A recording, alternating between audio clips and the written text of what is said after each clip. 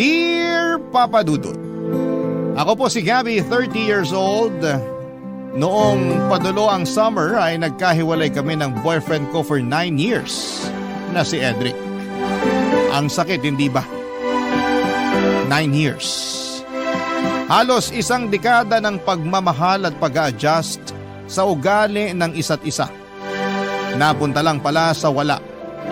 Iniwalayan niya ako kasi sabi niya ay nagkagusto na raw siya sa katrabaho niya. Ang honest naman niya masyado para umamin kaagad. Sa totoo lang, yung pagiging honest niya, ang una kong nagustuhan sa kanya noong nanliligaw pa lamang siya sa akin. At hindi ko inakala na ang ugali niyang yun din pala ang magiging dahilan para matapos din ang pagmamahala namin. Gustuhin ko mang ipaglaban siya pero para saan? Nagkagusto na siya sa iba, hindi ba? Ano pang laban ko roon? Lalo kung nagiinit pa ang pakiramdam niya sa bagong pag-ibig na natagpuan niya. Ang pinakamasakit pa sa lahat ay nalaman ko after 2 weeks na nagkahiwalay kami ay nagpaplano na silang magpakasal. Nalaman ko pa sa boss niya mismo. Ako pa ang sobrang nasaktan. At akala ko ay makakayanan kong itago ang sakit. Lalo na kapag kaharap ko yung mga kakilala namin. Panay ang tanong sa akin kung kumusta na ako at kung may maitutulong ba sila sa akin. Mas lalong nakakapanghina ang mga concern nilang yon. Parang pakiramdam ko tuloy namatayan ako. Kaya naman para makaiwas na sa pagpapakita nila ng concern sa akin ay naisip ko mag-travel. Lumayo. Baka sakaling makatulong sa paglimot ko. Sa pag-scroll ko sa Facebook ay nakita ko ang Buscalan Tour. Agad kong pinatos. Kinabukasan na agad ang simulan ng biyahe. Minadali ko ang pag-ready ng mga damit na kailangan ko. At makalipas ang ilang oras ay natagpuan ko na ang sarili ko sa Wangod Buscalan Tattoo Village. Kung saan ay nakilala ko si AJ, kaedad ko lang. Kasama ko sa tour. At sa kabuuan ng kwentong ito ay kasama ko siya, Papa Dudut.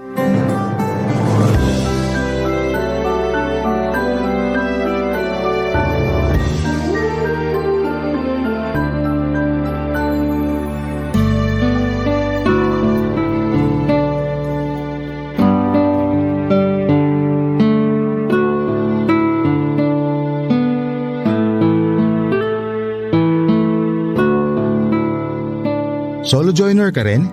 Ha? Mag-isa mo lang sa travel group natin? Oo. Mukhang hindi ka madalas sumasali sa mga travel group Paano mo nasabi? Hindi mo alam yung term na solo joiner eh. Ikakamatay ko ba kung hindi ko malaman ang ibig sabihin yan? Ang sungit naman. Kaya ka siguro solo. Mukha bang gusto ko makipag-usap sa'yo? AJ nga pala pangalan ko. Parang hindi ka nakinig sa sinabi ko. Nagpakilala pa talaga. Ano pangalan mo? Hindi ka talaga naturuang makinig ng magulang mo, no? Napainggan ko lahat ng sinabi mo. Kaya lang gusto ko makipag-usap sa'yo. Kaya bahaliwala na sa akin ang pagsusuplada mo. Nagsusuplada ako kasi ayoko makipag-usap sa'yo. Mabuburyo ka rito, sige ka.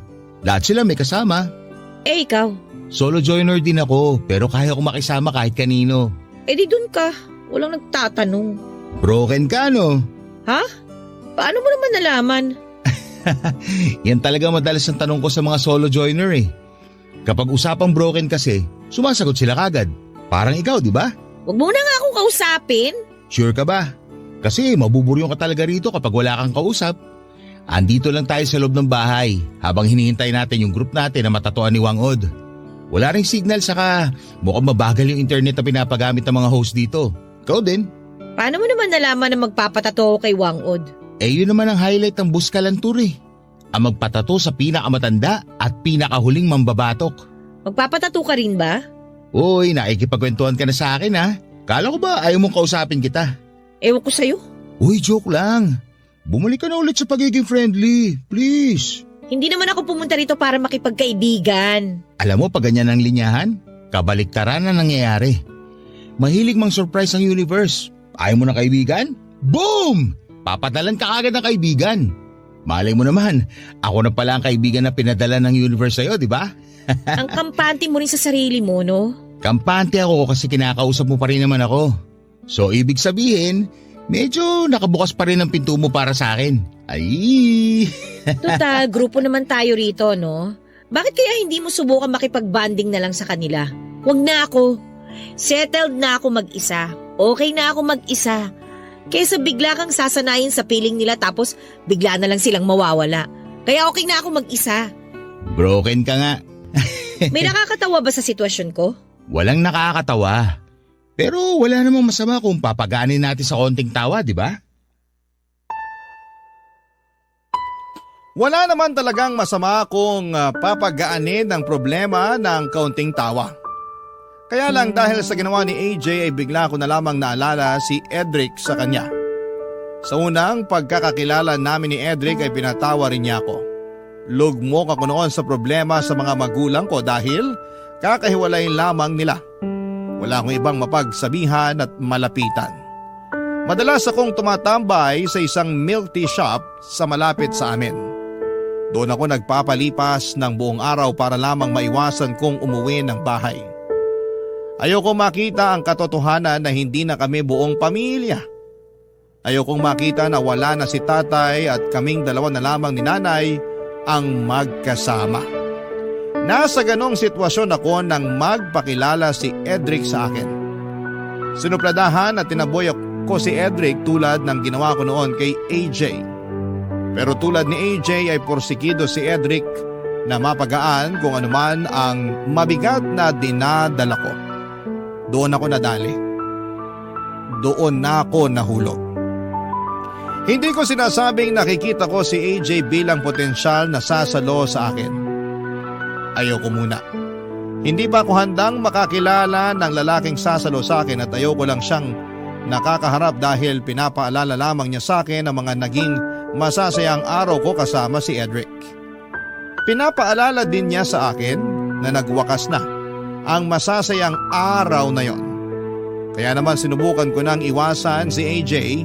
Nasa sulok lamang ako lagi at nagkukunwaring busy sa aking cellphone kahit na wala naman akong ibang makalikot doon dahil wala naman akong signal at hirap din akong makasagap sa kanilang wifi. Kaya lang ay porsigido si AJ na samahan ako. Lapit siya ng lapit kahit na ilang beses ko na siyang sinubukang itaboy, papadudot.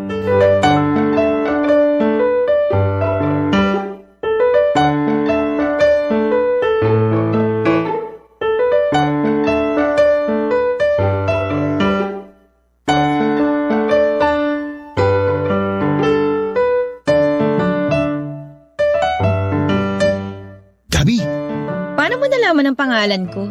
Jenna Cruz sa listahan ng organizer natin. Hoy, wala kang karapatang gawin yan. Kesa naman kung ano lang itawag ko sa'yo. Gusto mo ba sitsitan na lang kita na parang aso?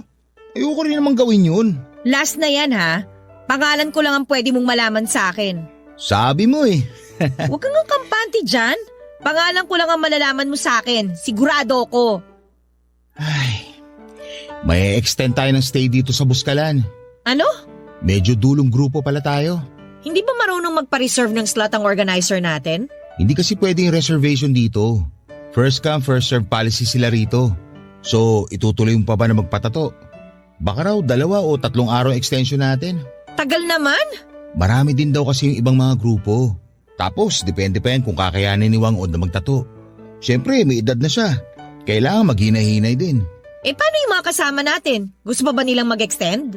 Balita ko ibang kasama natin. Nag-arrange na sila ng Sagada Tour. Kasi hindi na nila mahintay tong kay Wang Od eh. Gusto mo ba sumama na lang din sa kanila? Bakit naman ako sasama sa kanila? Kasi sa Sagada madalas ang puntahan ng mga broken. Hindi rito sa Buskalan. Pala desisyon ka rin, no? Kahit saang lugar pwedeng puntahan ng mga broken. Ayos yan. At least may kasama pa ako rito habang naghihintay na matatuan ni Wang Od. Ay, pag minamalas ka nga naman, oo. Narinig ko yun ha. Bala ko naman talagang iparinig sa'yo. Sana sa mga susunod na araw matunaw na yung kasupladahan mo. Sayang naman tong Buskalan tour mo kung idadaan mo na lang sa pagsimangot. Ikaw lang naman tong sinisimangutan ko. Sa akin, di ka ba naaawa? Sinisira mo ang buskalan tour ko dahil sa kakasimangot mo sa akin eh. Alam mo, malawak naman tong tinutuluyan natin eh. Bakit kaya hindi ka rin sa kabilang sulok? At saka huwag mo na akong lapitan dito kung ayaw mong masirang buskalan tour mo. Mapapaamo rin kita. Kahit bumulong ka dyan, naririnig ko pa rin. Pinaparinig ko naman talaga sa'yo. Wala akong balak umamo sa'yo, no? Andito ako para magpatato at hindi para makipagkaibigan sa'yo. Itanong ko lang ha, kaya ka ba magpapatato dahil broken ka? Kasi sabi ng organizer natin kanina, dinadagsa rin daw ito ng mga broken na babae. Gusto magpatato para magkaroon sila ng simbolo ng pag-move on. Pang-flex sa My Day sa Facebook. Wala kang pakialam kung bakit ko naisipang magpatato. Kakaiba yun ha. Usually ang mga babae kapag broken, buhok ang pinupuntirya. Pagupit dito, pakulay doon. Pero sa'yo, tattoo ka agad ang hanap mo. Bakit kaya? Hindi ka pa rin ba titigil? Ito po, titigil na. Ang hirap mo ka-banding. Mahirap ka banding ang ayaw makipag-bonding. Sa susunod, malalaman ko rin kung bakit ka broken. Talaga? Ganyan ka kakampante? Pakiramdam ko naman kasi, ikaw yung tipo ng babae na nagsusungit lang kasi sinusubukan mong protektahan yung mga sugat mo. At feeling ko sa mga susunod na araw, medyo matutuyo na ang mga sugat na yan. Doon sigurado ako, mababawasan na ang pagiging masungit mo. Hindi ako nakaimik sa sinabi ni AJ. Hindi naman kasi ako totoong suplada at masungit. Isa ako sa mga maayos makisama. Palakaibigan at palangiti pa. Kaya lang dala ng sugat ko mula kay Edric ay kinailangan kong iharap ang pagiging suplada ko para makaiwas na may makatabig ng mga sugat ko, Papa Dudut. Tama si AJ. Pero hindi ko yon sinabi sa kanya dahil parang pinayagan ko lang siya na lapitan ako at kalkalin ang sugat ko. Hindi pa noon yun tuyo at umalis na rin si AJ pagkatapos noon at naligo na lamang. Hindi naman ako nilapitan ng iba pang mga kasama namin sa grupo at napansin na rin kasi nila kung paano ko supladahan si AJ. Kaya alam na rin siguro nila na hindi ako basta-basta pwedeng lapitan. Para akong asong nasugatan, Papa Dudut. Tumatahol para maprotektahan ang sarili mula sa mga taong pwede pang manakit at mangdiin sa sugat namin. Umiga ako sa kahoy na sahig na tinutuluyan namin. Nakatingin lamang ako sa kisame dahil sa pananahimik at pag-iisa ko ay naalala ko bigla ang nakaraan ko. Isa sa mga pangarap naming gawin ni Edric noon ay ang pumunta sa Buskalan para magpatato kay Wang Od. Couples tattoo, sabi nga nila, balak naming magpa 3 dots tattoo sa gilid ng braso namin. Ilang beses kaming nag-schedule noon pero sa hindi namin may paliwanag na kadahilanan ay lagi na lang may dumarating na sitwasyon para baguhin ang schedule namin.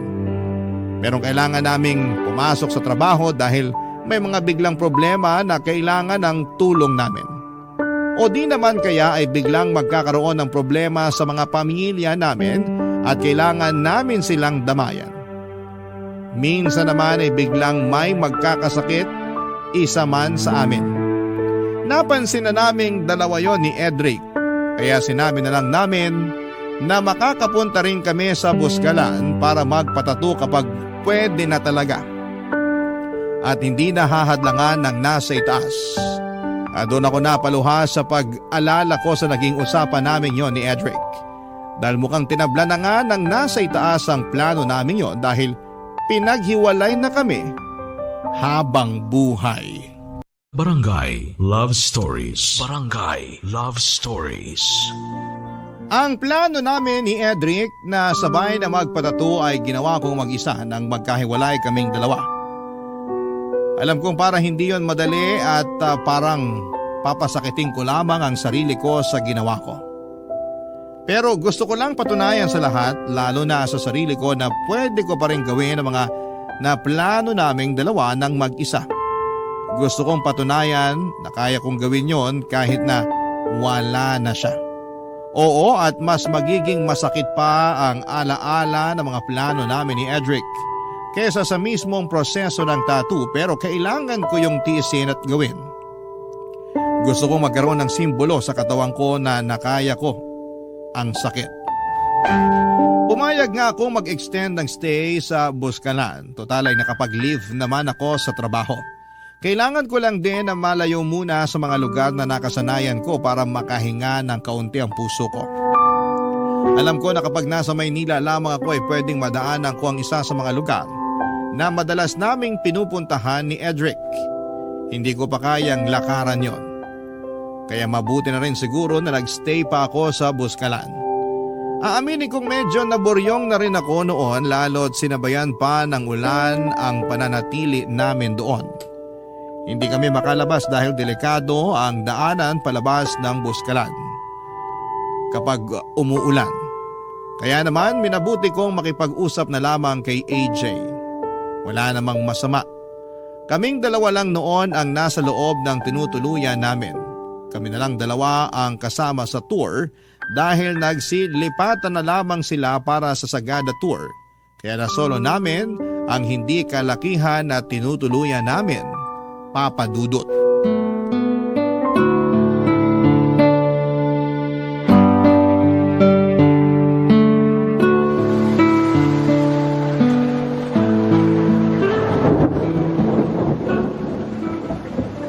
Ulan lang pala magtatagal ang kasungitan mo sa akin eh.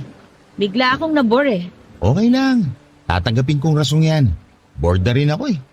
Yung organizer natin na doon sa kabilang bahay, nakikipagmaritesan.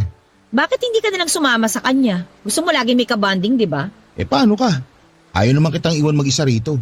Salamat. Nakakabigla tong panahong to, no? Summer pero grabe yung buhos ng ulan. Ang lakas pa. Hindi ko to inaasahan. Pati panahon lolokohin ka, no? Nakakadalawang hugot ka na mula nang dumating ka rito, ha? Mukhang makakaisang dosena ka bago tayo umalis dito.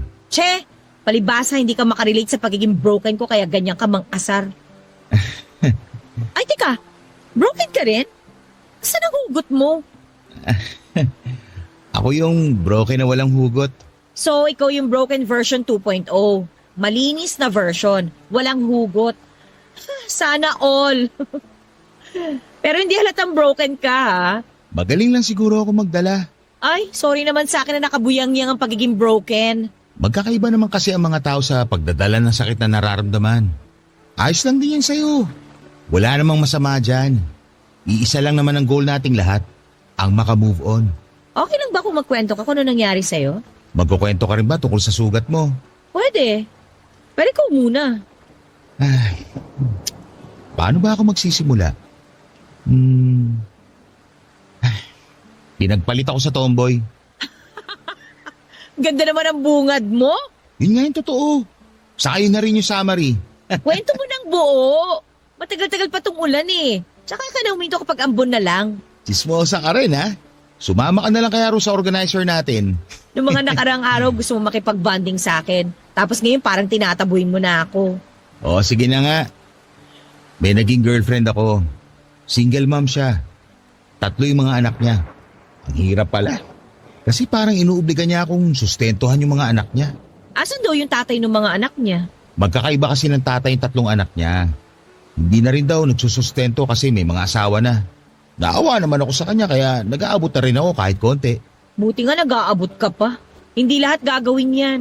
Hindi mo rin naman kasi obligasyon yung mga bata. Pero obligasyon ko mapasaya ko yung ex ko. Kaya tumulong ako sa pagsusustento sa mga anak niya. Yun naman pala eh. Bakit ka pinagpalit sa tomboy? Kasi mas malaki yung pwedeng ibigay ng tomboy. May negosyo tapos galante pa. Nagsusustento ako pero hindi ako galante. Kasi kailangan ko rin mag-abot sa nanay at sa bunso kong kapatid. Kaya hindi masyadong malaki na ibibigay ko doon sa ex ko. Kaya kanya iniwan at pinagpalit. Oo. Sinabi naman niya sa akin yung totoo. Nakipaghiwalay siya ng maayos sa akin. Wala raw sanang personalan. Kailangan lang niyang mabuhay ang mga anak niya. Siyempre, naiintindihan ko yun. Mas kailangan naman talaga niyang unahin ang mga anak niya. Kaya doon siya sa mas practical na relasyon. Parang gano'n na nga. Ayun, pinakawalan ko siya. Kasi wala naman sa akin yung kailangan niya. Sakit magpalaya, no? Hindi ko naman kasi siya pwedeng ikulong sa akin. Alam nga namang ipilit ko i-provide sa kanya yung buhay na gusto niya para sa mga anak niya hindi ko nga kayang ibigay yun, di ba? Ang mature mo naman pala. Wala lang ako ibang choice. Tara, Anong tara? magkapit tayo. Balita ko masarap daw ang Buskalan Coffee. G?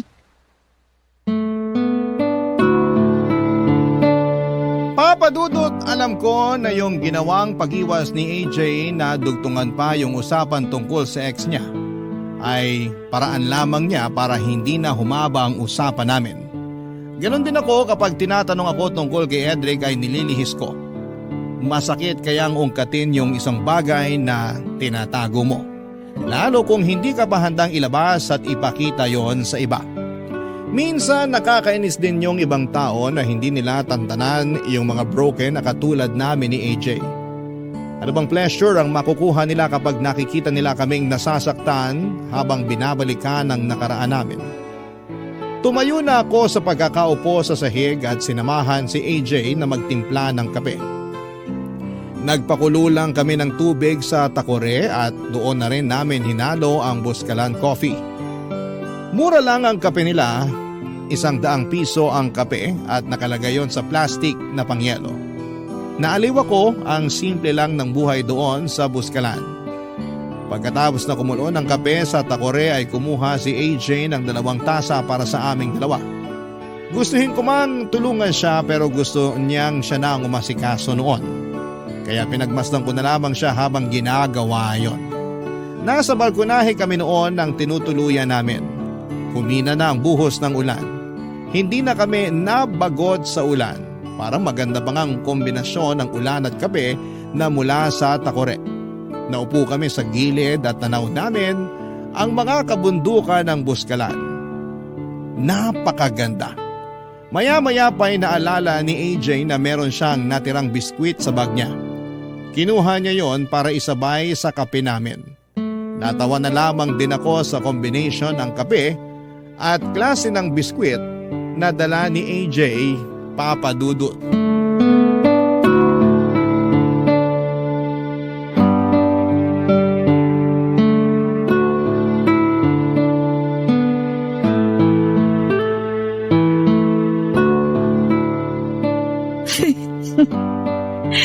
Oh, anong nakakatawa?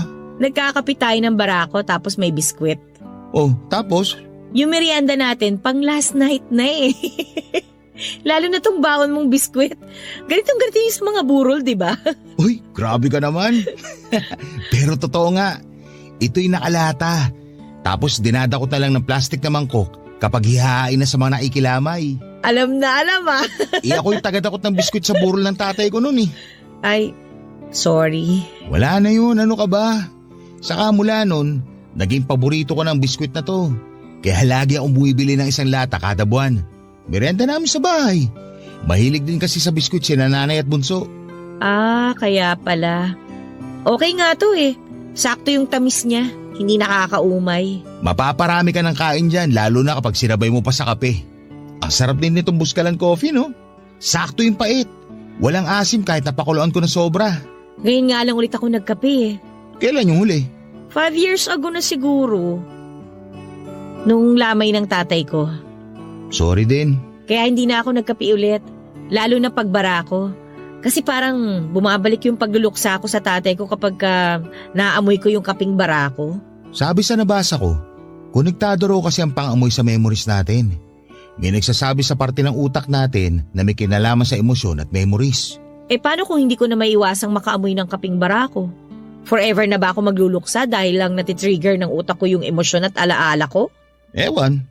Pero pwede sigurong ikonekta mo na lang yung amoy ng kaping bara ko sa isang masayang alaala. Ha? Paano? Meron ka bang memory sa kaping bara ko na masaya? Sa burol din yun ng tatay ko eh. Tanghali nun tapos kami lang. Kami lang nung ex kong si Edric yung nagbabantay. Nagkwentuhan kami. Ano pinagkwentuhan nyo? Malungkot kasi ako nun eh. Siyempre nagluluksa. Nag-worry ako kung paano ko haharapin yung future nang wala yung tatay ko. Kasi ang hirap nun, di ba? Totoo, ang hirap nga nun. Ay, tapos habang nagkakape kami, nagkaroon siya ng gana para pag-usapan yung future. Future namin. First time niyang naglatag sa akin ng mga plano niya para sa future naming dalawa. Parang naamoy ko ngayon yung mismo kaping barako na iniinom namin noon. Ano raw laman ang future na yon? Eh, yun, bibili raw siya ng townhouse namin. Yun muna yung unahin niya bago kami kasal. Para kapag honeymoon na namin, dun daw namin bibinyagan ng townhouse namin. Wala pang anak pero may binyagan ang mangyayari. Tapos doon na rin kami bubuo ng pamilya. Lahat daw ng okasyon, doon magaganap sa bahay na yon hanggang sa lumaki na yung mga anak namin. Para raw pamahaya ng good memories ang bahay na yon kapag tumanda na kami at kaming dalawa na lang ang magkasama sa townhouse. At babalikan namin yung mga alaalang yon habang nagkakape. Yun, pwede na kayang yun na lang yung alaala na ipalit ko para matabunan yung malungkot na alaala ko sa kaping barako? Para rin mabura na yung memory ng pagluluksa ko sa tatay ko kapag nakakaamoy ako nun.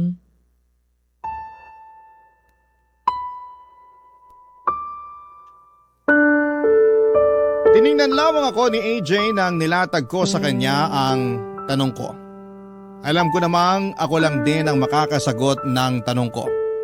Sapat kaya ang alaala namin yon ni Edric para mabura na ang pagluluksa ko sa tatay ko sa tuwing nakakaamoy ako ng kaping barako? O baka nakakadagdag lamang yon sa lungkot ko sa tuwing nakakaamoy ako ng kaping barako? Dahil hindi natupad ang future na pinag-usapan naming dalawa ni Edric. Natahimik na lamang kaming pareho ni AJ, naging awkward ang paligid dahil kahit tumawa ko sa dulo ng tanong ko ay amoy na amoy pa rin ni AJ ang kalungkutan ko. Tumingin si AJ sa mga kabundukan habang kumakagat ng biskwit. Ako naman ay bumalik sa pag-inom ng Buscalan coffee. Hanggat maaari ayokong huminga habang umiinom ng kaping yon.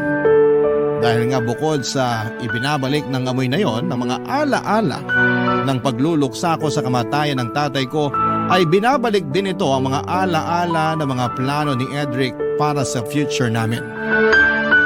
Tahimik pa rin ako noon at iniisip na baka meron pa akong ibang masayang alaala sa amoy ng kaping barako. Yung amoy na walang koneksyon, isa man kina Edric o kay tatay. Pero walang mahagilap ang utak ko.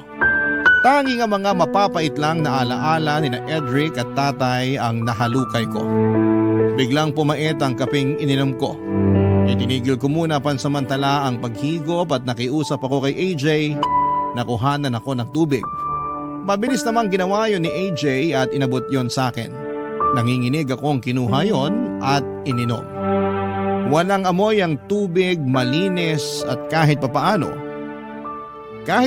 papadudod ay nawala ang mapapait na alaala ng dalawang lalaking naging mahalaga sa akin. Mga taong nagpasaya sa akin at nagpalungkot. Barangay Love Stories. Barangay Love Stories. Papadudot naging masaya ako na nakakausap si AJ at kahit papaano ay naiibsan ang lungkot na nararamdaman ko sa paghihiwalay namin ni Edric. Nakahanap ako ng kaibigan. Yung kaibigan na hindi ka balak husgahan. Hindi ka pipilitin na magkwento tungkol sa sakit na nararamdaman mo. Hinahayaan niya lamang ako magkwento kung ano lang yung kaya ko at ganoon din ang ginawa ko sa kanya. Naging komportable kaming irespeto ang mga nakaraan ng bawat isa. Kaya sa Buscalan ay hindi naging mahirap ang paghinga. Hindi naging mahirap magpatuyo ng sugat. Minsan talaga ay kailangan mo lang ng isang katulad mo o di naman kaya isang taong makakaunawa sa sugat mo. Sa sitwasyon ko at si AJ yon pareho. Nagpa-extend na nga rin kami muli sa pag-stay sa Buscalan. Kahit kami na noon ang dapat sasalang para magpatattoo ay pinauna muna namin ang mga nahuli kesa sa amin. Natawa na lang ang organizer sa amin, paano ba naman kasi nung una ay para kaming tubig at langis na hindi pwedeng mapagsama. Pero noong mga oras na yon ay hindi na rin kami mapaghiwalay pa. Maski ako ay nagulat sa mabilis na pagiging close naming dalawa. Nagulat na nga rin ako dahil naibalik ni AJ ang hilig ko sa pagkakape. Hindi na ganoong kapait ang bumabalik sa aking alaala sa tuwing naaamoy ko ang kaping barako. Dahil wala na akong ibang maalala kundi yung masayang usapan namin ni AJ sa tuwing nakakaamoy ako ng kape. Unti-unti ay kumupas na ang masasakit na alaala ni Edric at tatay kapag naaamoy ko na ang kumukulong kape sa takore. Yan ang mga bagay na naranasan ko.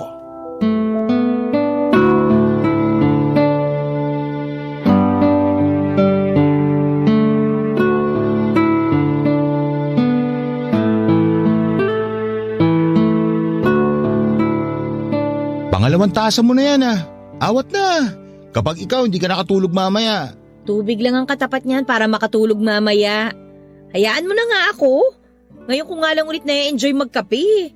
Salinan mo pa ako ng kape, please. Bahala ka Walang sisiyan kung bigla ka magpalpitate dyan. Daming sinasabi, hindi na lang magsalin. Eto na po, Coffee Princess ng Buskalan. Oh, yan. Salamat. Sana umulan ulit. Hoy, huwag kang ano dyan. Ngayon palang bumibida yung araw, palalayasin mo na kagad. Para kasing ang sarap magkape kapag umuulan. Naaalala ko na naman yung mga kwentuhan natin nung nakaraan. Tapos, sumasabay pa yung ulan. Ang ganda rin kapag makulimlim yung kalangitan. Ngayon ko palang na-appreciate yun Maganda kasi itong lugar natin Kapag sa Manila to, nako, ang hirap i-appreciate. Pag usapang ulan tapos nasa Manila ka, bahagad ang maiisip mo, walang palya. Correct. Parang ang bilis maging honest at seryoso sa usapan kapag sumasabay yung ulan, no? Tapos palalakasin pa ng kape yung loob mo, no?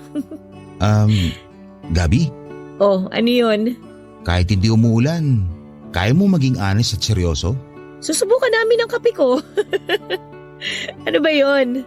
Alam ko broken ka pa, pero naisip mo na ba kung ano yung ideal na next relationship mo? Kahit nung hindi pa ako broken, meron na talaga akong ideal na relationship sa utak ko. Ano? Gusto ko talaga yung pwede kaming maging honest sa isa't isa. Ayokong napapaisip ako lagi kung nagsasabi ba ng totoo yung partner ko o hindi. Baka dyan napapasok yung trust. Oy, true yan. Papunta rin dyan sa trust yung ideal relationship ko Yung kaya ko talagang magtiwala kahit nasaan siya o kahit sino pa yung kasama niya. Marami pa rin ibang tao na pwede mapagkatiwalaan. Yan nga yung problema ko ngayon Bakit? Alam ko hindi ko pa nakukwento sa iyo yung nangyaring relasyon ko kay Edric pero malaking tiwala kasi yung nawala Pwedeng magpapayaw ka sa nangyari? Kung okay lang Siguro sabihin na lang natin na dahil sa ginawa ni Edric sa akin, may hirapan ng next na makakarelasyon ko na ibalik yung tiwala ko sa relasyon. Kahit yung tiwala ko sa sarili ko na makakahandle pa ako ng relasyon, para kasing parang nawala na rin. Hindi ko kasi alam kung kaya ko pang pagkatiwalaan yung sarili ko na sumugal ulit sa susunod Kasi paano kung maulit na naman, 'di ba? Masira na naman yung tiwala ko. Parang hindi ko na yata kaya. Kota na ako sa nangyari sa amin ni Edric. In fairness, Anong in fairness? kinaya pa rin ng kape na gawin kang honest at seryoso. Isang tasa pa? Ay sige, isa pa nga. Alam na agad ni AJ na kapag bumibigat na ang loob ko, magko-commercial break na agad kami at ililiko na ang usapan doon sa magaan. Yun ang isang bagay na kinatuwa ko kay AJ. Alam niya kung kailan naabante sa akin at alam niya kung kailan hihinto. Kaya niya talagang irespeto ang boundaries ko.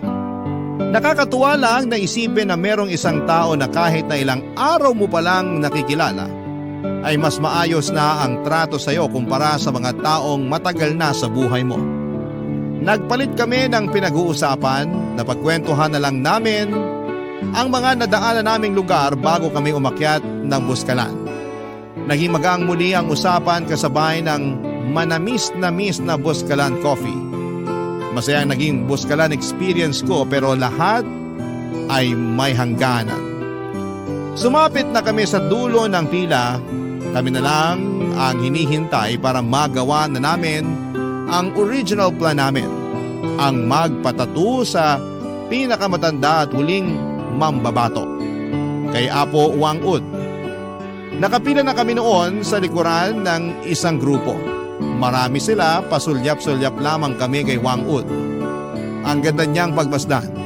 Ang kalmado habang nagpapatato siya sa mga bisita. Siguro inaabot lang ng 5 minuto kada 3 dots na pagtatato ni Wang-ud. Kasama rin niya ang grandniece niyang si Grace, ang kanyang protege.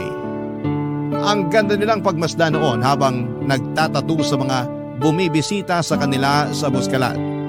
Habang inihintay namin na magtato, ay nagkwentuhan pa kaming muli ni AJ, pangtanggalang ng kaba. Yon kasi ang unang tattoo naming dalawa, Papa Dudut.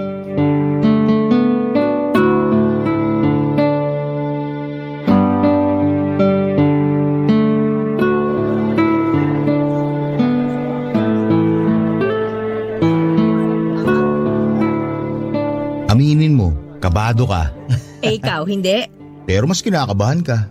Takot kasi ako sa karayom. Hindi naman karayom ang gagamitin. Tinik daw. O di mas nakakatakot. For the experience na lang to. 5 minutes lang naman yan. Tapos, hintayin na lang natin na gumaling. Mabilis lang naman gumaling ang tato. Sana ganun din ang pusong sugatan. Sabi ko na may last hugot ka pa eh. Anong last? Meron pa mamaya pagsakay natin sa van pag alis dito. Pauwi na pala tayo ng Manila. Parang kailan lang nagpapalpitate tayo sa kape ng Buskalan, no? Parang kailan lang suplada ka sa akin. At ngayon, Paminsan-minsan na lang. dadamihan kong pagsusuplad ako sa sa van. Lalo kapag medyo masakit na itong magiging tattoo sa akin. Alam mo, wala na masasakit pa sa niloko. Wow! Kung kailan pa uwi, tsaka natutong humugot. Pambihira naman, no? Natuto ako sa'yo, master eh. Alam mo, na-enjoy ko tong experience na to. Ma-enjoy mo pa kaya mamaya kapag tinatatuan ka? Walang iiyak ha? Ina-expect ko na naman yung sakit ng pagpapatato. Tsaka parte naman talaga ng buhay na makaramdam ka ng sakit, di ba? Oo, pero wag naman sana araw-araw. Lumilipas din naman ang sakit. Pati ang saya lumilipas din, no? Yun lang. Gabi? Ano na naman? Nagsusuplada ka na dyan eh. Hindi pa nga tayo nakakasakay ng van. Eh kinakabahan na nga kasi ako eh. Malapit na ako. Oh. Matagal pa yan. Mukhang magpapahinga ulit si Apo. Ano ba kasi yun? Wag na lang pala. Oh, tingnan mo to. Mambibitin pa. Hindi na lang sabihin. Nahiya na ako bigla eh. Sabihin mo na, huwag ka na mahiya. Pagbalik natin ng Manila at pagbalik natin sa realidad, maalala mo pa kaya ako? Alam mo bang nagpa-reserve na ako ng 5 plastic ng Buskalan coffee?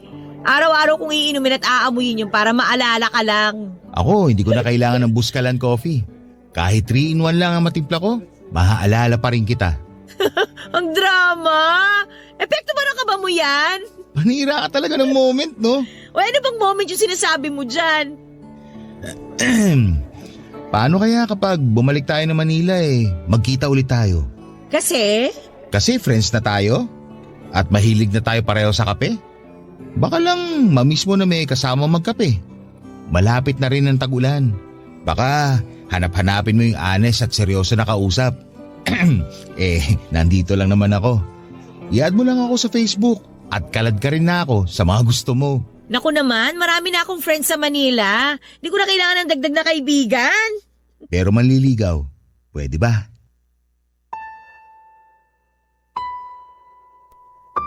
Nasa likuran ko si AJ noon habang nakapila kami. Hindi ko siya malingon para matingnan.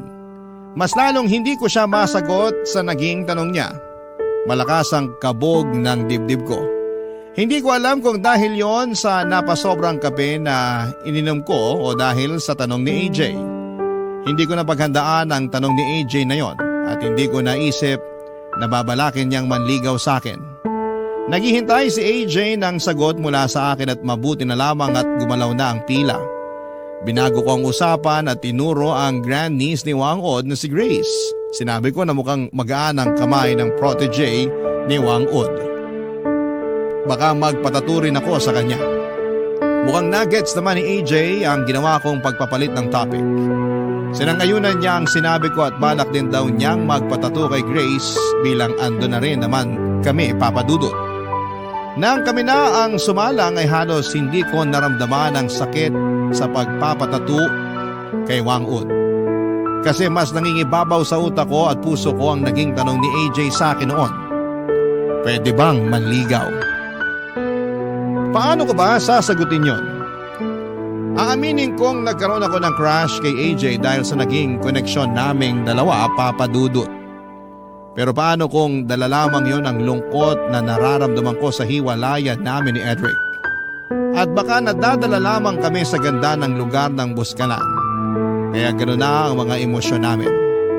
Nakabalik na kaming pareho sa Manila at hindi ko pa rin ina-accept ang friend request niya. Ilang buwan na ang nakakaraan mula nang nakaalis na kami sa Buskalan. Pero patuloy ko pa rin siyang iniiwasan. Marami siyang messages sa akin pero ni isa ay hindi ko nire-replyan. Takot ako. Wala pa akong tiwala sa sarili ko na makakayanan kong magpapasok muli ng ibang tao sa puso ko. Kayo ba? Anong masasabi ninyo? Sana ay matulungan ninyo ako at maraming salamat po. Isa ako sa mga masusugid na tagapakinig ng Barangay LS. Ako ang inyong kapuso at kabarangay forever, Gabby. Dear Papa Dudut, magandang araw sa iyo at sa mga kabarangay natin na katulad kong mahilig makinig sa Barangay Love Stories. Ako si Nini, 54 years old, taga Mandaluyong at kasalukuyan ay nasa bahay na labang ako habang abala sa muntikong tindahan na pinundar ng anak kong si Eric. Magkakasama kami sa bahay ng asawa at dalawan niyang anak dahil hindi raw ako magawang pabayaan ng anak ko na mamuhay mag-isa. Mahal niya raw ako tulad ng pagmamahal ko sa kanya at malaki ang utang na loob niya sa akin dahil ginapang ko ang pagpapalaki at pagpapaaral sa kanya kahit na mag-isa na lamang ako noong araw. Sa totoo lang, Papa Dudut, ay may asawa naman ako. Kasal kami ng tatay ni Eric na si Oscar pero pagtungtong niya ng 10 taong gulang ay nang babae ito at nagloko sa kasal namin. Hindi nagtagal ay nagkahiwalay kami matapos nitong ibahay ang babae niya at nagpakalayo-layo sa loob ng 8 taon hanggang sa makatungtong ng kolehiyo ang anak ko. Ay ako ang naghahanap buhay at tumayong nanay at tatay para sa kanya. Marami akong trabaho na pinasok noong araw tulad na lamang ng pagtitindera, paglalaba, katulong sa bahay, ang panghuli, ay ang ginawa kong trabaho ay naging janitress sa isang pribadong kumpanya dito sa Quezon City.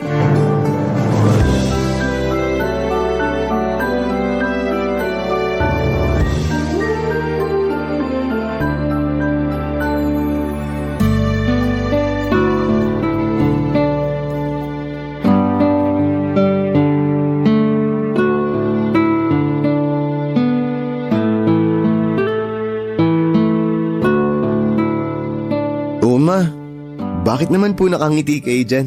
Wala naman. Natutuwa lang ako sa iyo, anak. Sa kabagay na bagay sa iyo yung uniforme mo. Napakagwapo mong tignan. Akala ko po may dumi ako sa mukha eh. Wala ah. Speaking of mukha, ma, di ba kay lolo ako nagmana? Nakuha ko yung kagwapuhan niya. Akala ko sasabihin mo sa tatay mo. Kay papa, hindi po ako sa kanya nagmana. O bakit naman? Gwapo naman ang tatay mo. Di ko na maalala yung mukha niya kung gwapo ba siya o hindi. Basta kinakalimutan ko na siya. Mula nung pinagpalit niya tayo dun sa babae niya. Hanggang ngayon ba? Hindi mo pa rin napapatawad ang tatay mo? Hindi ko po siya kayang patawarin ng ganun-ganun na lang matapos lahat ng mga atraso niya sa atin. Pinabayaan niya tayo. Iniiwan. Pinagpalit sa iba. Kung hindi niya ginawa yun, di sana hindi kayo magkakandakuba sa pagtatrabaho para lang mabuhay at mapag-aral ako. Siya dapat ang gumagawa nun eh. Pero tungkulin ko rin naman yun kasi nanay mo ko. Hindi kita pwedeng pabayaan, lalo na nung mga panahon na yun. Nandun na nga po tayo kaya sobrang nagpapasalamat po ako sa inyo kasi di niyo ako pinabayaan. Yung ibang mga magulang dyan, hinahayaan na mapariwara yung mga anak nila kasi hindi nila maitaguyod. Pero kung magkasama kayong dalawa ni Papa sa pagpapalaki sa akin, hindi niyo sana sinusolo lahat ng mga responsibilidad. Kaso wala eh, tinakasan niya tayong dalawa. Pero matagal na yun. Hanggang ngayon ba hindi mo pa rin kayang kalimutan yung nangyari? Ma, wala pong dahilan para kalimutan ko yun kahit na bumalik pa siya dito sa bahay ngayon. Eric naman. Sorry po ma, pero matagal ko nang sinabi sa sarili ko na hindi ko siya mapapatawad. O siya, sige, wag na natin pag-usapan yung tatay mo. Imposible namang bumalik pa siya. Sana nga hindi na siya bumalik. Sana lang talaga. Hindi naman natin siya kailangan eh. Pag nakatapos na ako ng pag-aaral, hindi nyo na kailangan magtrabaho, ma. Ako na magtataguyod sa ating dalawa. Kakayanin naman nating dalawa eh kahit na wala siya. Maiba tayo, anak. Ready na ba yung mga gamit mo? Opo, ready na. Sigurado ka wala ka nang naiwan? Sigurado po, ma. Hinanda ko na po kagabi lahat ng mga gagamitin ko tsaka chinek ko rin po kanina. Kaya wag na po kayo mag-alala. Hindi na naman po ako bata eh. College na ako, ma. Malaki na po ako. Para sa akin, kahit ano pang edad mo, ikaw pa rin yung Eric na hinahatid ko nun sa school. Bilang nanay, hindi na mawawala sa akin na mag-alala, lalo unang araw mo sa kolehiyo. Hindi ka ba kinakabahan? Kinakabahan po pero kakayanin. Oo, ganyan nga. Lagi mong tandaan na anumang sitwasyon, kayanin mo. Opo, yan po ang turo niyo sa akin eh. Kayo kaya ang role model ko. Unang bola ka na dyan. Hindi po ako nang bobola ma, totoo yung sinabi ko. Ay nako, mana ka talaga sa pinagmanahan mo. Sa inyo lang naman po ako pwede magmana eh. Sige na, anong oras na oh? Baka mahuli ka pa sa klase mo dahil traffic. Mahirap na. Okay, sige ma, alis na po ako. Sige, mag-iingat ka. Ikaw ma, alis na po ba kayo? Aalis na rin ako maya-maya. Maaga pa naman eh. Maglilinis muna ako rito sa bahay.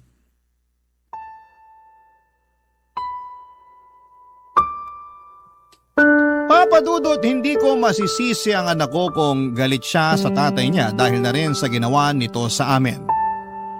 Pero ayoko namang lumaki siya na namumuhi sa sarili niyang ama dahil kung ako ang tatanungin ninyo ay matagal ko nang napatawad si Oscar. Oo, nandun pa rin ang pagkadismaya ko sa kanya dahil sa pangiiwan niya sa amin ni Eric para sumama sa ibang babae. Pero habang lumilipas ang panahon, Papa Dudut, natatabunan ang pagiging abala ko sa trabaho at pag-aaruga sa anak namin ang galit ko sa kanya at sa mga ginawa niya sa amin. Bukod doon ay aaminin ko na malaki talaga ang pagpapahalaga ko sa kasal. Sagrado kong ituring ko yon, kaya nga kahit na ilang beses na sa aking sinabi noon ni Eric na ikinakahiya niyang dalhin ang apelyido ng tatay niya ay wala na lang akong imik. Pero sa kaloob-looban ko ay mahalaga pa rin sa akin ang natatanging bagay na yon dahil yun na lang ang pinangahawakan ko para masabi na minsan ikinasal ako sa lalaking minahal ko.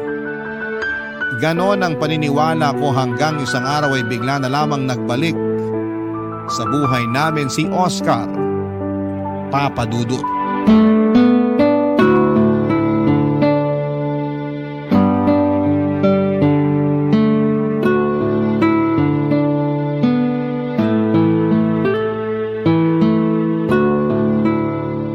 Kuha mo pa nga ako ng kanin doon, Nini. Grabe gutom ko sa biyahe. Ay sige, sandali. Kukuha pa kita.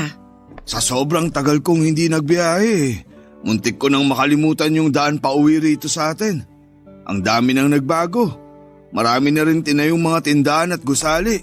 Oh, eto na yung kanin mo. Sige, kumain ka pa. Salamat. Ikaw, hindi ka ba kakain? Tapos na kami kumain ng anak mo.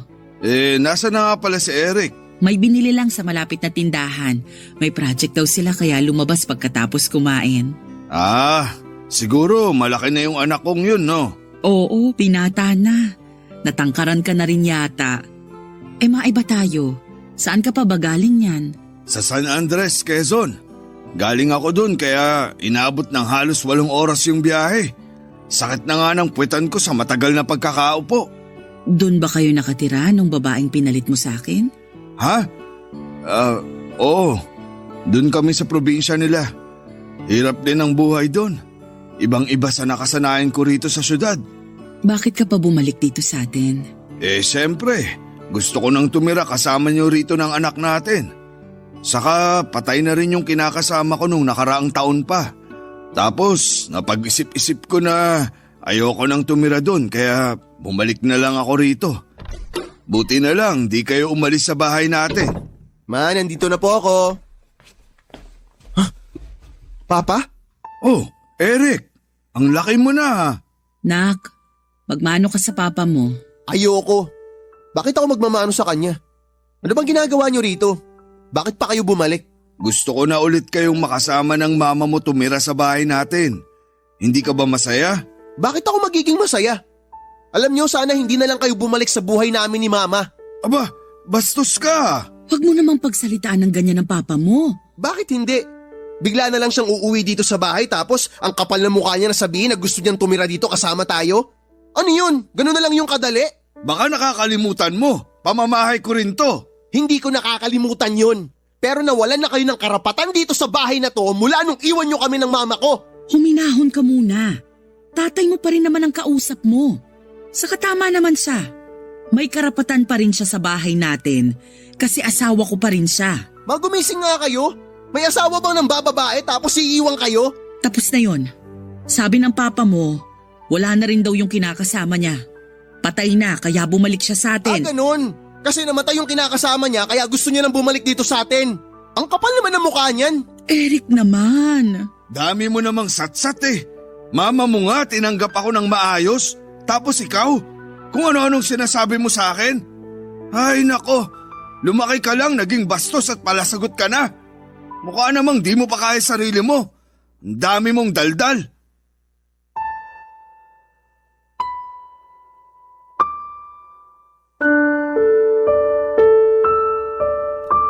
Papadudod kahit na masaya ako sa pagbabalik ng mister ko.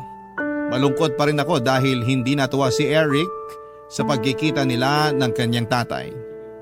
Akala ko pa naman pagkalipas ng mahabang panahon ay magbabago na ang pakikitungo niya sa tatay niya sakaling magkita silang muli, Papadudod.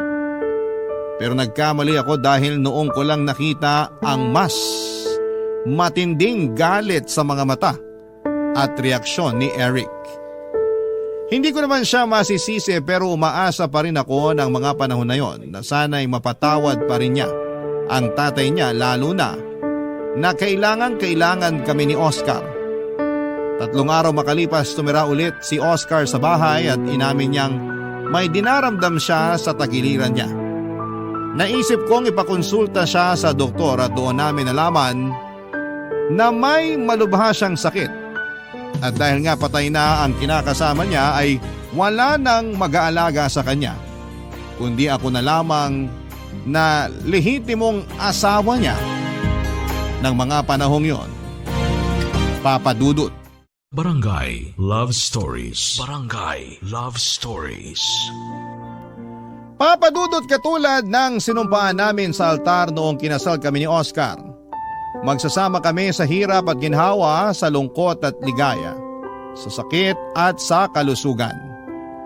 Alam ko na pagsubok lang ng Panginoon sa amin ang paghihiwalay namin noong araw, pero sa huli ay pagkalipas ng mahabang panahon ay pinagbuklod pa rin kami ng Diyos upang magkasama ni Oscar. Alam ko na ako na lang ang maasahan niya ng mga panahong yon. Kaya naman nangako ako sa sarili ko na hindi ko siya bibiguin. Sa kabilang banda ay ayaw pa rin ng anak ko na tumira sa bahay namin ang tatay niya, pero wala pa rin siyang nagawa dahil ako pa rin ang masusunod sa aming dalawa. Kaya nga nanatili si Oscar sa bahay at tinuring ko siya bilang asawa. Mas nanaig sa akin ang awa at habag sa kanya ng mga panahong yon dahil sa kondisyon niya. Noong pina-check up namin si Oscar ay nakumpirma namin na meron siyang chronic kidney disease at kailangan na niyang magdialysis. Ako lang ang nag-asikaso kay Oscar kaya hindi rin maiwasan na mapagod ako, lalo na at nagtatrabaho din ako. At yon ang bagay na napansin ni Eric nang minsan niya akong kumustahin pagkatapos naming maghapunan.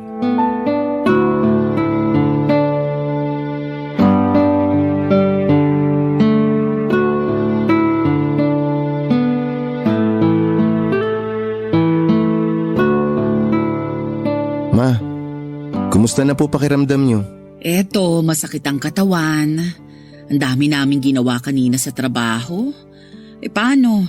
May client audit daw ang mga boss bukas, kaya dami naming nilinis. Napapansin ko po, dumadalas na yung pananakit ng katawan niyo ah. Baka naman kayo na yung magkasakit niyan. Iinuman ko na lang to ng gamot mamaya bago matulog. Bukod sa pag-inom ng gamot, ma, kailangan niyo rin magpahinga. Oo, lagi rin akong puyat gawa ng tatay mo. Nini, halika nga rito sa may sofa. Ano bang problema nun? Bakit siya sumisigaw? Baka may kailangan lang ang tatay mo. Teka, nandyan na ako, Oscar. Ano yon? Anong ano yun? Kanina pa kayo nagbubulungan ni Eric dyan sa tabi. Ako ba yung pinagbubulungan nyo? Hindi ah. Bakit naman namin gagawin yun? Ewan ko. Siguro pinag-uusapan nyo ako. Kasi pabigat ako sa buhay nyo. Oscar naman. Buti alam mo. Ano ka mo? Di mo narinig? Sige, uulitin ko. Sabi ko, buti alam mo. Buti alam mo na pabigat ka lang dito sa bahay na to. Pabigat ka lang sa aming dalawa ni Mama. Sumusobra ka na talaga. Ako pa ngayon ang sumusobra? Ikaw, kumusta? Kumusta ka? Hindi ka ba sumusobra? Huwag mong pagsalitaan ng ganyan ng papa mo. Nakakainis kasi. Akala mo kung sinong boss kung makasigaw. Hari-harian dito sa bahay pabigat naman. Pasalamat ka, masakit tong katawan ko. Kaya di ako makabangon sa pagkakaiga ko rito sa sofa. Kung hindi, makakatingin ka talaga sa akin ng suntok. Talaga ba nananakot ka pa? Ganyan na nga kalagayan mo. Ikaw pa matapang? Kapal ah. Anong sabi mo? Eric, tumigil ka na. Huwag mo nang pagsalitaan ng ganyan ng papa mo. Kita mo na ngang may iniinda siya, oh. Oo ma, kitang-kita ko yung iniinda niya. Malamang karma niya yan sa pag-iwan niya sa atin noon. Naturingan ka pa namang nag-aaral pero bastos ka. Gusto mo ba ng ganyanan? O sige, ikaw nga padre de pamilya pero naghanap ka ng iba. Iniwan mo kami ni Mama. Anong sabi mo? Ano yan, bingi-bingihan ka na naman? Hindi mo na naman narinig? Ano, ulitin ko pa ba? Nini, pagsabihan mo nga yung anak mo. Anak, tumigil ka na sabi. Hindi ko mapigilan Akala mo kasi kung sino to kung makaasta. Pabigat lang naman siya. Tingnan mo yung sarili mo ma. Hindi ka sana mapapagod ng ganyan Kung sa tuwing pag-uwi mo rito, hindi mo naiintindihin tong taong to. Kaso hindi Sabit na nga, paalaga pa. Di ba? Walang kwenta talaga. Tsaka ma, tingin nyo ba hindi ko napapansin kung paano kayo trato nito? Kung sigaw-sigawan ka na lang kung utus-utusan ka, akala mo kung sino? Akala mo naging mabuting padre de pamilya sa atin? Pero choice ko naman yun. Choice ko na pabalikin ulit sa buhay natin ang tatay mo. Sino na lang ang tatanggap sa kanya pag hindi ko ginawa yun? Hindi na natin problema yon ma. Bahala na siya sa buhay niya. Matanda na siya. Nasabi mo lang yan kasi anak ka lang. Hindi ikaw ang asawa. Pag nagkaroon ka na ng asawa, maiintindihan mo na sagrado ang kasal.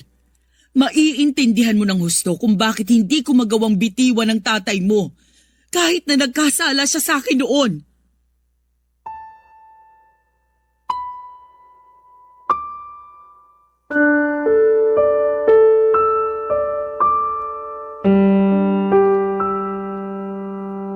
Papadudot nung hindi pa kami nagkakahiwalay ni Oscar ay may ugali na talaga siya na mabilis magalit o mapikon sa mga bagay-bagay.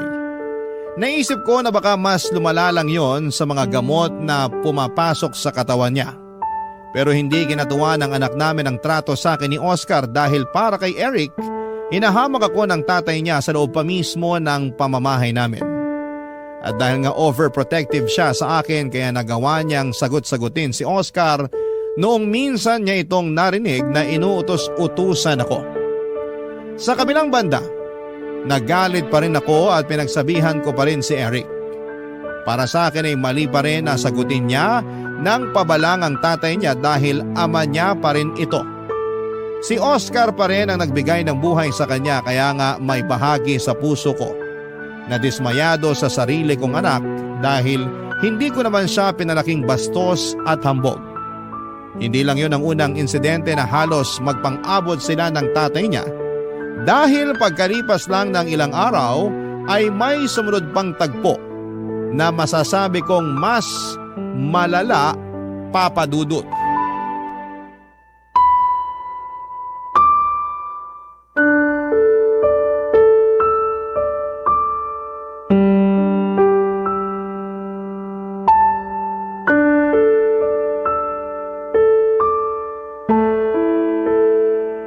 Eric! Eric! Halika nga rito sa sala! Dalian mo! Ay, bakit ba? Anong bakit ba? Kanina ka pa dun sa kwarto mo. Ano bang ginagawa mo? Wala ka nang pakialam dun. Pambihira! Hanggang ngayon ba, hindi mo pa rin ako napapatawad? Nakuha mo pa talagang itanong yan? Kahit kailan hindi kita mapapatawad. Kasi walang kapatawaran yung ginawa mo sa amin ng mama ko. Matagal na yon. Kaya kung ako sa'yo, mag-move on ka na. Hindi yung hanggang ngayon, ganyan pa rin trato mo sa akin. Tatay mo pa naman ako. Di ka ba naaawa sa akin? May sakit na nga ako, ho? Bakit ako maaawa sa'yo? Buti nga yan Nagkasakit ka. Nakuha mo yung karma mo. Ano ba kasing kailangan mo? Ba't mo ako tinawag? Nagugutom na ako. Wala pa ba nanay mo? Wala pa. Baka nag-overtime sa trabaho. Wala bang makakain dyan? Iinom pa kasi ako ng gamot. May natitirang kanin sa kaldero. Meron pang ulam mo dun sa plato sa lamesa. Yun ang kainin mo. Ayoko na nung ulam. Nakakasawa na eh. Kapal naman ang mukha mo. Nakuha mo pa magsawa. Wala ka namang ambag dito sa bahay na to. Ikaw pa yung malakas ang loob na mamili ng kakainin mo. Pabigat ka na nga, reklamador ka pa. Bakit ka ba ganyan magsalita? Tatay mo pa rin naman ako. Wala akong pake. Simula nung umalis ka sa bahay na to, nawalan na ako ng tatay. Nawalan na ako ng respeto sa'yo. Para sa akin, patay ka na. Kaya huwag kang umasta na akala mo kung sino ka. Ang hirap kasi sa mga kabataan ngayon, mapagtanim ng galit sa mga magulang. Kung makapagsalita ka, akala mo perpekto ka na. Pero walang-wala naman ako kung ikukumpara sa'yo. Kasi ikaw, kampun ka ng demonyo. Kahit na ganyan patingin mo sa akin, mahal na mahal pa rin ako ng nanay mo. Tingnan mo, tinanggap niya pa rin ako sa bahay at buhay niyo. Kahit na iniwan ko siya noon para sumama sa iba. Patunay lang yon na patay pa rin siya sa akin. Kaya di niya ako kayang tiisin.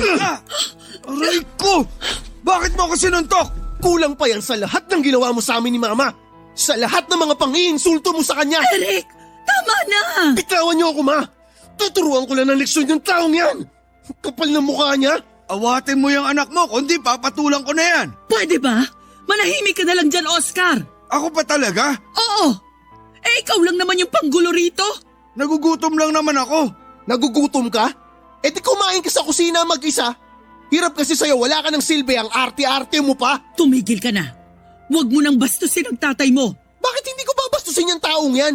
Siya yung una ng bastos sa akin, Ma. Pero hindi pa rin sapat na dahilan yon para suntukin mo siya. Tingnan mo. Lalo mo lang dinagdagan yung sakit na nararamdaman niya. Sabi ko nga kanina, kulang pa yung suntok ko na yun sa kanya sa lahat ng mga naging kasalanan niya sa ating dalawa, Ma. Bakit ka ba kasi pumayag na pabalikin siya dito sa bahay natin? Mas maayos pa nung tayong dalawa lang eh. Kaya naman natin. Sana hinayaan mo na lang siya na magdusa sa sakit niya. Di ba gano'n naman yung ginawa niya sa atin noon? Hinayaan niya tayo na magdusa? Lahat ng nararanasan niya ngayon, karma niya yan. Kaya dapat hindi siya tinutulungan.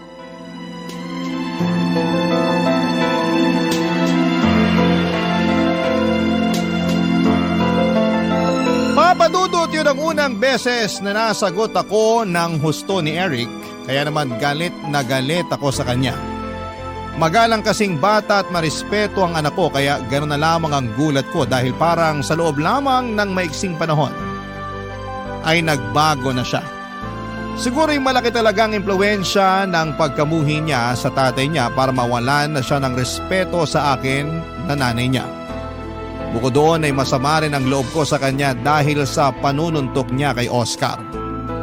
Ilang araw din kaming hindi nag-imika ni Eric pero sa huli ay kinausap ko siya at humingi siya ng tawad sa akin dahil sa mga nasabi niya. Nagsorry din ako sa kanya at pinilit ko siyang patawarin na rin ang tatay niya. Pero hindi ganoon kadali yon dahil hindi raw deserve ni Oscar ang kapatawaran niya. Napabuntong hininga na lamang ako at pilit na tinanggap sa aking puso ang desisyon ng anak ko. Doon ko nga naisip na habang walang magulang, ang makakatiis sa anak ay merong mga anak na kayang tiisin ang mga magulang nila. Papadudot. Barangay Love Stories. Barangay Love Stories. Papadudot, mabilis na lumipas ang 3 taon. At sa loob ng panahong yon ay nagkayod kalabaw ako sa pagtatrabaho para masustentuhan ang pagdadialysis ni Oscar. Walang-wala rin kasi siya ng mga panahong yon at ako lamang ang maasahan niya na tutulong sa pagpapagamot niya. Pero kahit anong pagsisikap ko sa trabaho ay kinakapos pa rin kami. Kaya naman inilapit ko na si Oscar sa lokal na gobyerno at iba pang pribadong institusyon para makatulong sa pagpapadialysis niya. Nagbenta na rin po ako ng mga personal naming gamit para makadagdag sa ipon ko. Noong nagkapuhunan ako ay nagtinda ako ng mga merienda na inaalok ko sa mga katrabaho ko. Ginawa ko yon kasabay ng pagtatrabaho bilang janitress. Kahit na mahirap ay wala akong hindi kakayanin para madugtungan pa ang buhay ng asawa ko. Kaya lang dahil nga mas madalas pa rin kaming masaid, Pati ang inipon kong pera para sa pag-aaral ni Eric ay nagastos ko na. Papa Dudut.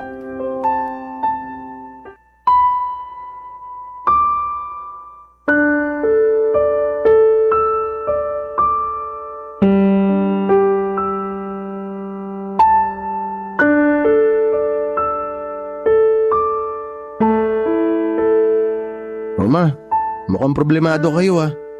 May nangyari po ba? Oo anak, may kasalanan ako sa'yo. Ano po yun?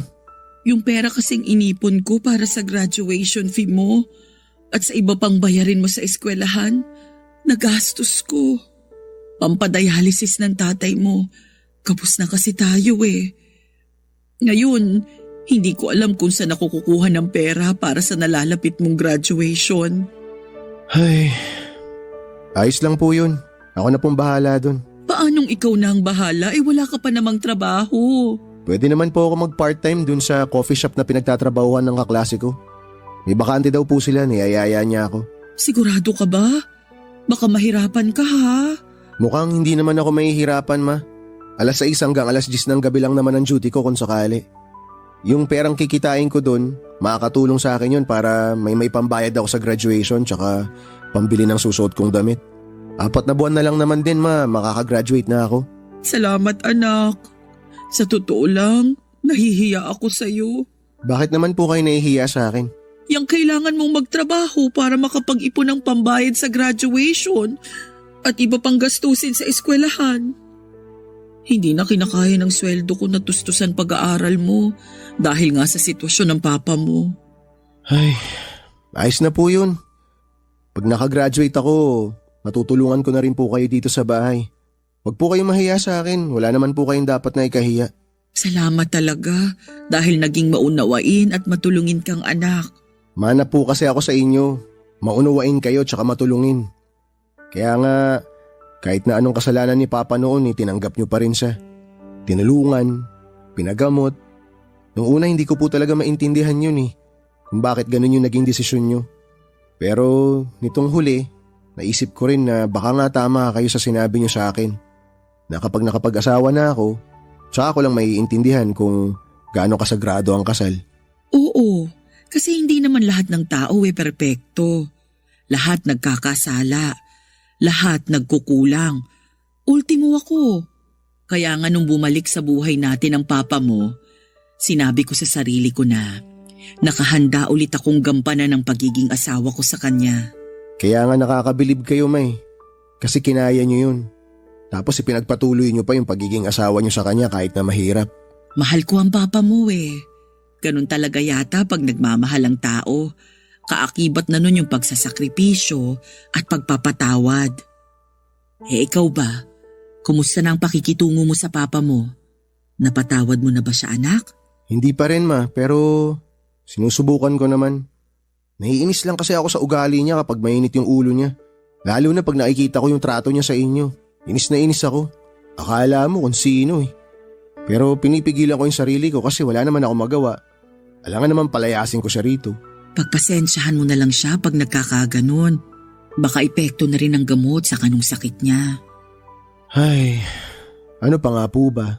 Pagsasabihan ko na lang din siya. Pero sana, mas lawakan mo pa yung pag-intindi mo sa tatay mo. Tulad nga po ng sabi ko, ma. Sinusubukan ko naman po talaga Salamat ulit, anak. Salamat talaga, ha?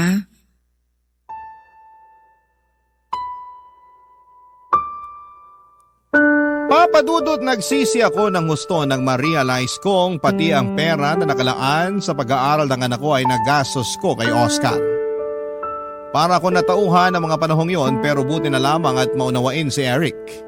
Kahit na hindi pa rin siya sangayon sa pagkupkup ko sa tatay niya, paggastos at pag-aalaga rito dahil may sakit ito ay hindi na pinaramdam sa akin ng anak ko ang mga bagay na yon. Sa halip ay siya na ang nagkusang tumulong sa akin sa pagtatrabaho para mapaaral niya ang kanyang sarili.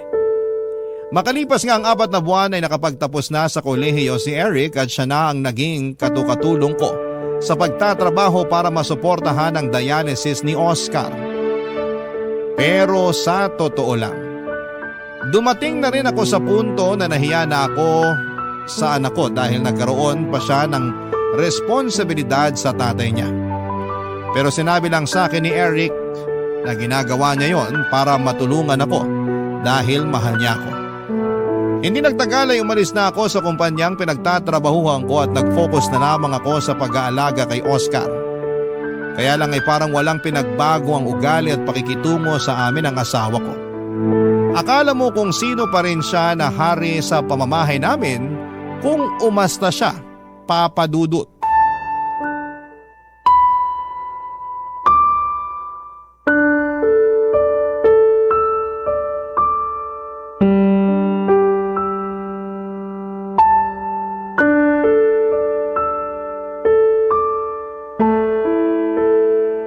Nini! Nini! Ano ba? Kanina ka pa dyan sa banyo. Ang bagal-bagal mo. Ano ba kasing problema mo? Kakapasok ko lang sa banyo. Kakapasok daw. Parang kanina ka pa dun. Marunong ka pa sa akin. Huwag mo na ako pagsalitaan ng ganyan ha. Ano bang kailangan mo? Masahihin mo mga binti ko. Kanina pa nangangalay Sa totoo lang, pagod ako, Oscar. Kanina pa ako naglalaba, di ba? Halos katatapos ko nga lang. Wala nang lakas tong mga kamay ko para masahihin ka pa. Ano ba naman yan? Sino na lang magmamasahe sa akin? Bakit hindi mo bigyan ng pabor ang sarili mo at masahihin mo yung mga binti mo? Ikaw gumagawa nun. Bakit mo ipapasa sa akin? Hindi ba halata? Pagod ako, Oscar. Ang hirap sa'yo. Yung sitwasyon mo lang laging dapat mahalaga. Paano naman ako? Baka nakakalimutan mo. Tao lang din ako. Napapagod. Huwag mo nga akong dramahan ng ganyan. Nakakarindi ka Saka ano pa't umalis ka sa trabaho mo para tutukan yung pag-aalaga sa akin kung hindi mo lang din pala magagawa ng maayos? Yan lang ba ang tingin mo sa akin, Oscar? Katulong mo? Tagapag-alaga mo? Kung oo, aba, kawawa naman pala ako. Bakit ka naman magiging kawawa? Asawa mo ko. Asawa na nagkasala sa kasal natin noong araw dahil ng babae ka't iniwan mo kami ng anak mo. Asawa na bumalik sa buhay namin matapos magkasakit at nagpaalaga. Pero ni minsan, hindi nagpasalamat o tumanaw ng utang na loob. Alam mo, sumusobra ka na Nakakapagod ka na. Hindi ka na ba talaga magbabago? Ewan ko sa'yo kung ano-anong pinagsasasabi mo. Bakit? Nasasaktan ka? Alam mo, gusto ko na lang tuloy maniwala sa anak natin na sana hindi na lang kita tinanggap pabalik sa buhay namin. Hindi naman kita nakikitaan ng pagbabago Hindi ka marunong magpakumbaba. Ikaw pa talaga yung laging galit. Dapat sa sitwasyon mong yan, nagsisisi ka na sa mga kasalanan mo. Hindi yung ikaw pa talaga yung matapang, otosero at akala mo kung sino. Alam mo naman na hindi ko kontrolado yung nararamdaman ko, di ba? Hindi ko lang din mapigilang mainis at magalit sa sitwasyon ko.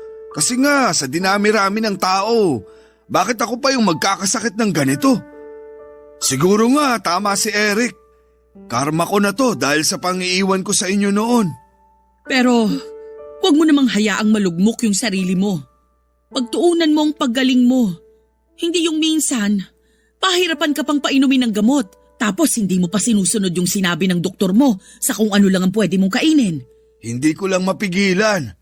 Naaaburido ako. Wala akong magawa sa buhay ko dahil sa sakit na to. Ang daming limitasyon, ang daming bawal. Kaya gusto mo na lang mamatay, ganon. Hindi naman sa ganon. Ganon na rin yun. Hindi mo man lang kami naisip ng anak mo? Lalo na ako. Imbis na ayusin mo yung sarili mo, kahit man lang para sa akin, hindi mo magawa. Paano na lang pag nagkasakit din ako? Paano na lang kita maaalagaan? Pasensya ka na talaga.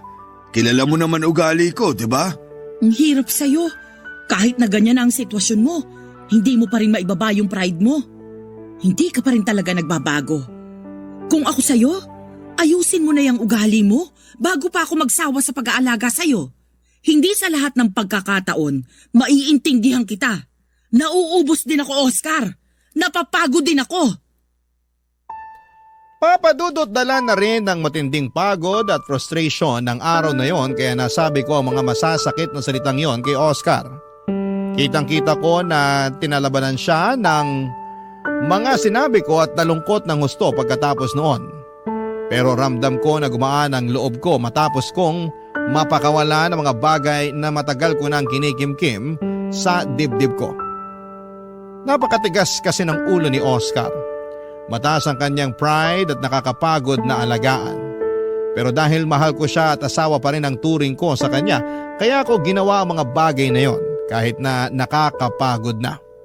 Sa huli ay kinakitaan ko naman ang pagbabago si Oscar at mas naging madali na siyang alagaan. At kausapin hanggang sa mga huling sandali niya, Papadudot.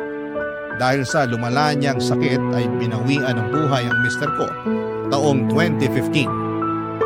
Malungkot po ako sa pagkawala niya pero wala akong pinagsisisihan na idalagaan ko siya hanggang sa bawiin na siya ng may kapal sa amin. Bago tuluyang mawala si Oscar ay humingi siya ng tawad sa amin ni Eric at nagpasalamat sa pag-aalaga ko sa kanya. Para sa akin ay sapat na yon para tuluyang palayain sa kamatayan ang aking pinakamamahal na asawa. Sa kasalukuyan ay inaabala ko na lamang ang sarili ko sa pagtitindahan at pakikinig sa programa ninyong Barangay Love Stories. Nalilibang kasi ako at nakaka-relate sa mga istoryang ibinabahagi ng mga kabarangay natin. At sa tulong ng manugang ko ay nakapagsulat ako ng kwento na pinadala namin sa inyong istasyon. Hanggang dito na lamang po ang sulat ko at maraming salamat po sa iyong programa and more power and God bless sa inyong istasyon. Ang inyong forever na kapuso at kabarangay. At super fan ng inyong programa, Nini.